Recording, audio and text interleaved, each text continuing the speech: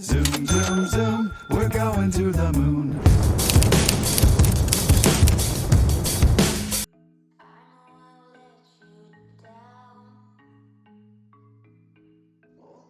Ukraine's President Zelensky has just signed their virtual assets bill into law, officially legalizing crypto. And why not? Ukraine has already received over $100 million in crypto donations during its war with Russia. So what does this new crypto legalization officially entail? The law determines the legal status, clarification, ownership, and regulators of virtual assets, as well as setting registration requirements for crypto service providers. Just for some perspective, Ukraine was always in the conversation to legalize crypto even before this war with Russia. In fact, you may remember that Zelensky, their president, rejected an earlier version of this bill way back in September of 2021. And now several months later, this bill was officially passed through Parliament on February 17th. So, this is big. This is an historic day for Ukraine, the country obviously, as well as pretty historic for all crypto hodlers because the dominoes continue to fall.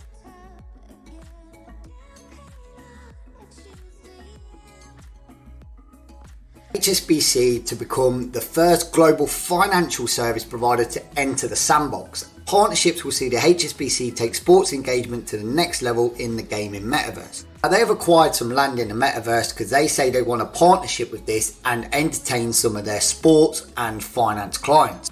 So for me, this is a massive adaptation of the mainstream banks trying to get into the metaverse and the Web3 space, and now they're adopting it and embracing it. HSBC, one of the world's largest international banking and financial services, which they just process trillions and trillions of dollars, are providing financial services in the sandbox. And the sandbox today announced that a new partnership that will open up to the host of opportunities for virtual communities across the world to engage with the global financial services provider in sports communities and the sandbox metaverse.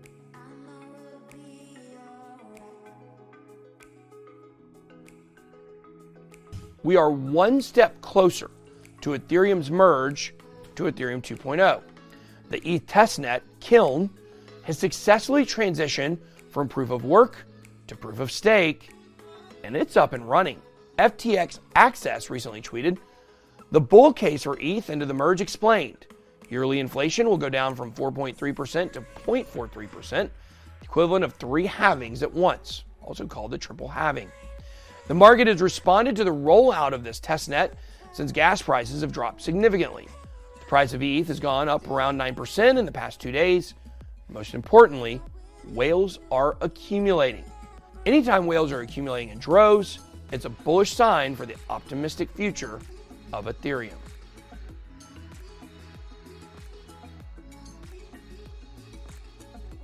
Bored Ape Yacht Club is building a metaverse. So Yuga Labs, the creators of Bored Ape Yacht Club, are creating a metaverse, and they are going to sell land within this metaverse.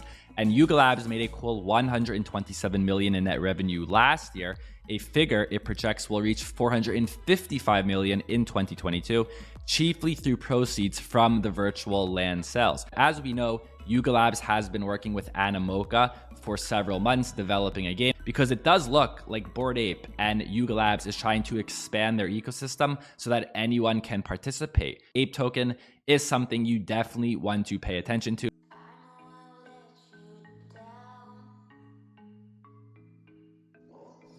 Raoul Paul shares his crypto allocation and an insight into his personal crypto portfolio. Mine haven't changed at all. I haven't taken a penny out.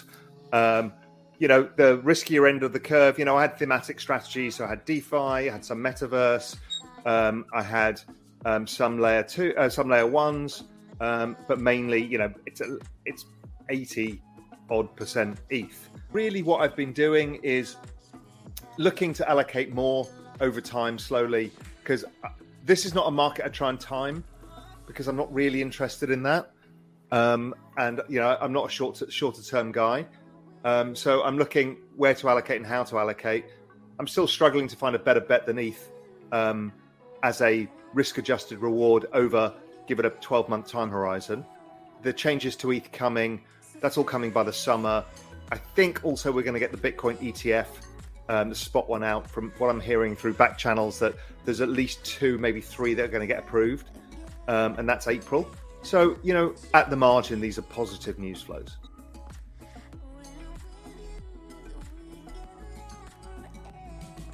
So the biggest crypto exchange, Binance, gets licenses in Bahrain and Dubai. This crypto asset license allows Binance to operate its services in these territories under supervision of regulators.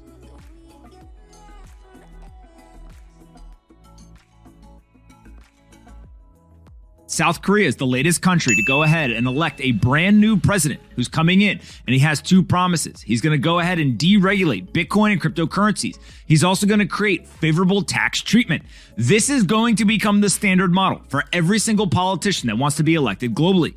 They realize that their constituents want this technology. They realize that global adoption is inevitable. Here's what the South Korean president is vowing to do.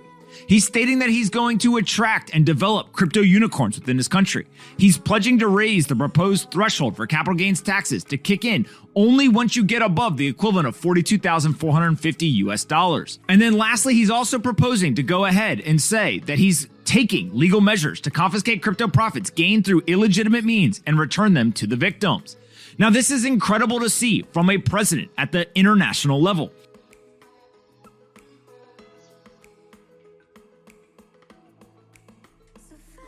Warner Brothers is creating over 6 million DC Comics inspired physical trading cards packaged with redeemable NFTs that will be available later on this month. Cartamundi, a card and board game company, will design the cards, which will feature 155 different superheroes. The NFTs are being minted on the Ethereum sidechain known as Immutable X.